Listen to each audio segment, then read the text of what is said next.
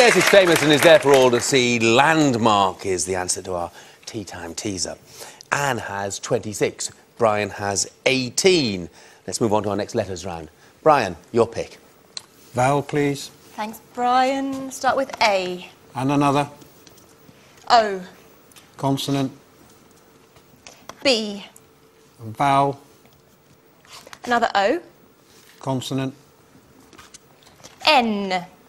Consonant. S. Consonant. M. Vowel.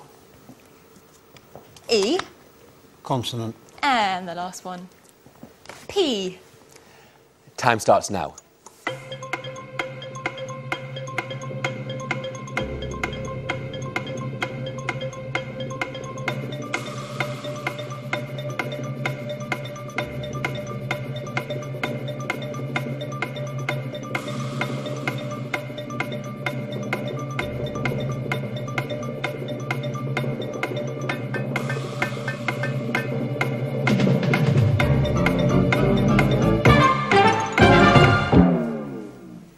Anne, how many have you got? Only 5. And Brian? Only 5. Brian, what's your 5? Bones. And Anne? Eons. Eons. A-E-O. A bit of a blind spot about it myself. Yes, it's absolutely fine. It's often spelt without the A, which is why I just had to check that. Yeah, that's very good indeed. Is there a 7 there? Not that I could find. Have you found one? Bemoans? That is amazing. Well done.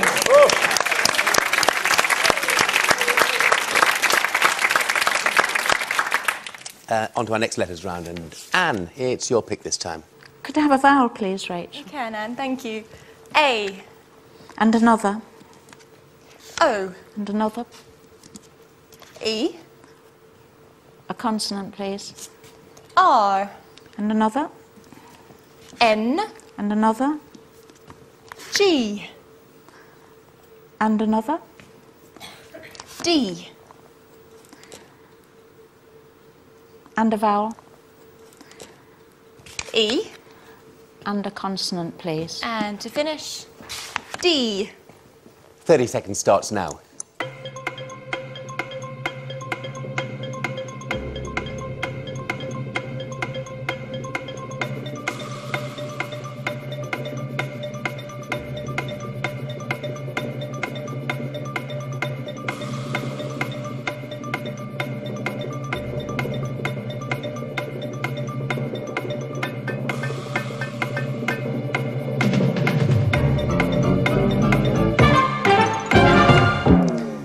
Brian? 8. 8. Yeah, and Dan? Dodgy 8. A dodgy 8. Let's have your dodgy 8 then, Anne. Grenaded. Oh, OK, I will check that. Interesting. And Brian, what's yours? Deranged. Deranged. Deranged is excellent. Grenade is only there as a noun, not a verb. That's bad luck. Bad luck. Any more 8s? Deranged, thought I was going to win with that. There's a nice, very old term. It's an old Spanish term for renegade. It's renegado. That's another 8. Renegado. Okay. Anne has 31.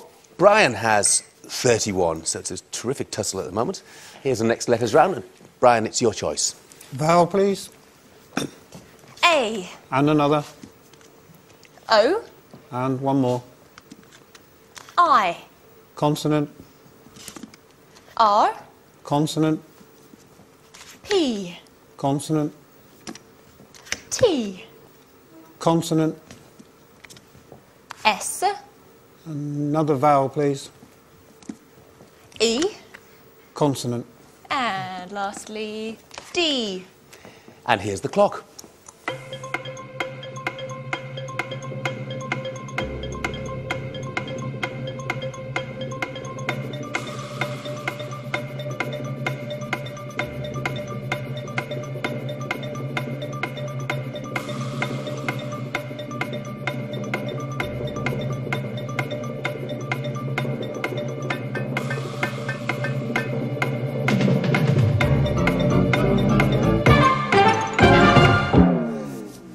And what have you got this time? I've got a 7. And Brian? 7. What's your 7 then, Brian? Departs. Departs. And your 7, Anne? Tripods. Yes. Okay. Lots of sevens round. Anything more than that? Got an 8, traipsed. Okay, very good. At the moment, though, our pair are inseparable. Anne, 38, and Brian, 38. Let's press on with our next letters round. This time, Anne, it's your pick. Can I start with a vowel, please? We will start with I. And another? A. And another? U. And a consonant, please. R. And another? K. And another? J. And another? Another R. And a vowel? O. And a consonant, please. These are some weird letters. To finish, H. Time starts now.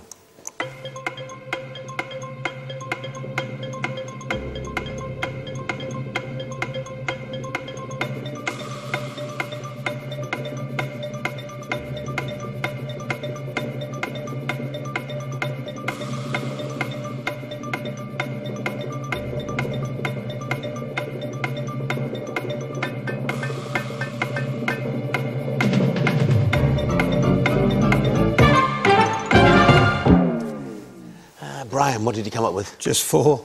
And Anne? Me too, just 4. Okay, what's your 4, Anne? Hair. And your 4, Brian? Same. Hair. You got anything over there, Graham? I've got a 5, which would sum up Rachel and Susie. Howry, beautiful woman, Houri.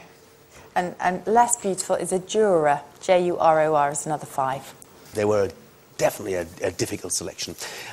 You two can relax for a moment or two because we're just going to take a brief pause. Susie's come up with some interesting words during the course of the week. Thugs and hooligans and rap and goodness knows what else. What have you got for us today, Susie? Yes, back to crime after a brief respite yesterday.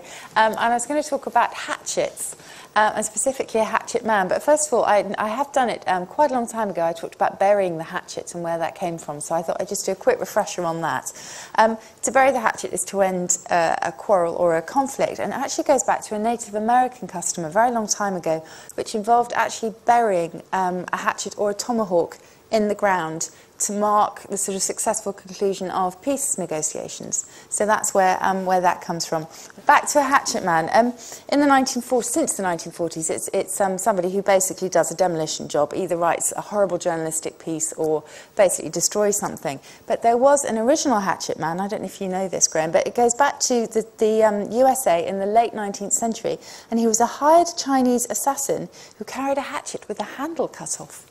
So he was the original hatchet man who did the original hatchet job. Very macabre. All square. Anne, 42. Brian, 42.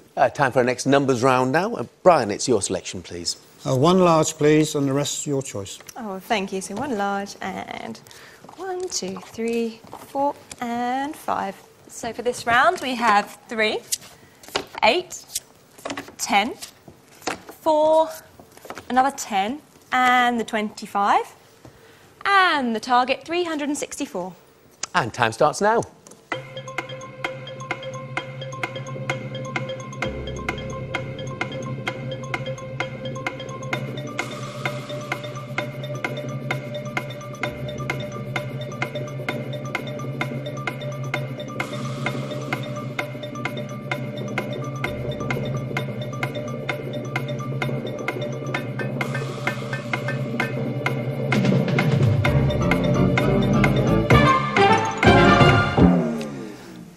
Anne, what have you come up with? 365. And Brian? 363. 363 and 365. Both 1 away. And let's hear your version, first of all, of 365. 10 plus 4 10 plus 4 is times the 14. 25. Times the 25 gets you to 350. 350. Then 3 from 8 8 minus 3 is is 5. 5. Plus the 10. Plus the 10, and that's 365. Add it on. 1 above. 365. 1 above, and Brian, you went 1 below. How did you get to 363? 10 plus 4 is the same. 10 14 times 10 plus 25. 14 times 25. Plus 350. 10 plus 3. 10 and 3. And that's 1 below. Well done. You know what I'm going to ask you, Rachel, don't Yeah, you? you You've do. got one below, one above. 8 plus 3 minus 10 is 1. Add that to the 25 and then times that by 10 plus 4. And that gets you to 364.